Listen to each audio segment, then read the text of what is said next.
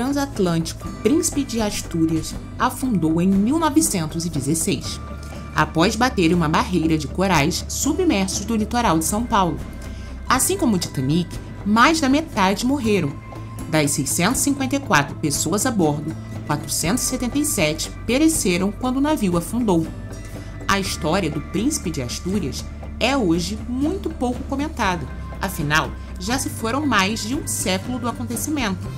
Mesmo assim, estamos aqui para contar essa história, e você pode ficar bem surpreso com as semelhanças ao acidente do Titanic, acontecido 4 anos antes.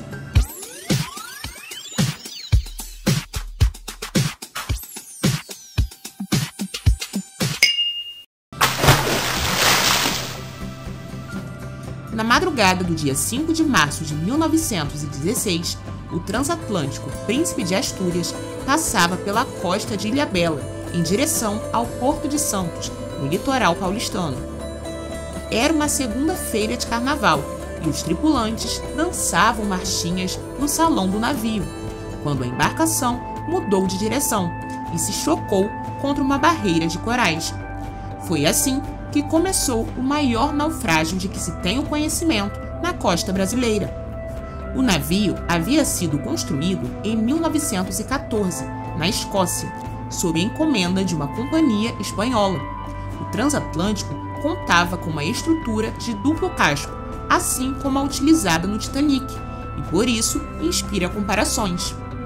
Na época, essa tecnologia era conhecida por ser segura e ajudar a tornar a viagem mais rápida. O Príncipe das Astúrias operava de forma mista, levando tanto pessoas quanto cargas.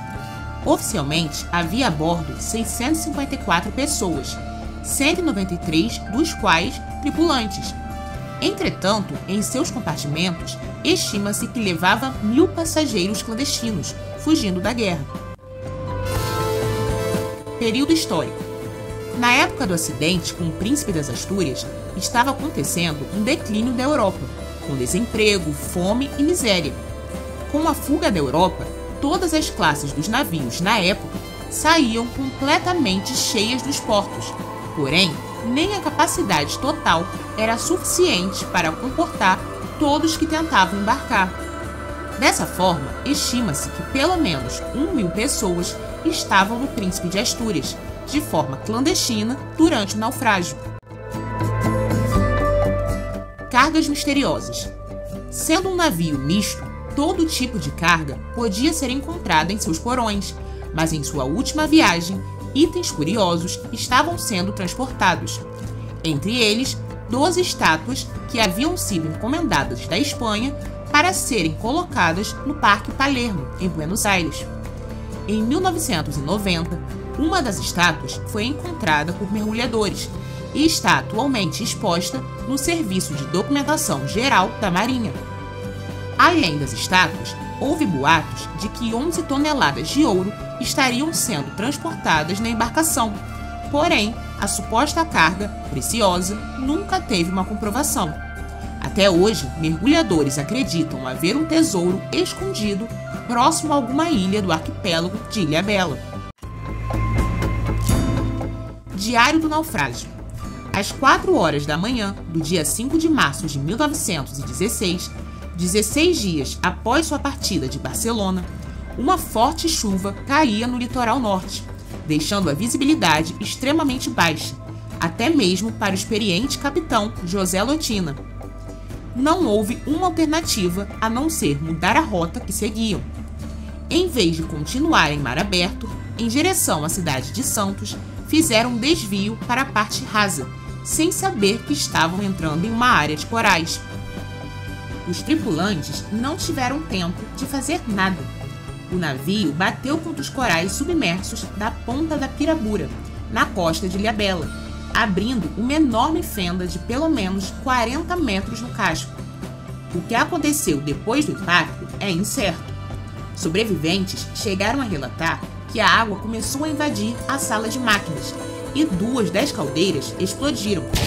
Muitas pessoas morreram de imediato e várias outras morreram ao serem tragadas para o fundo do mar, devido à sucção gerada pela pressão. O corpo do capitão José Lutina, por exemplo, nunca foi encontrado.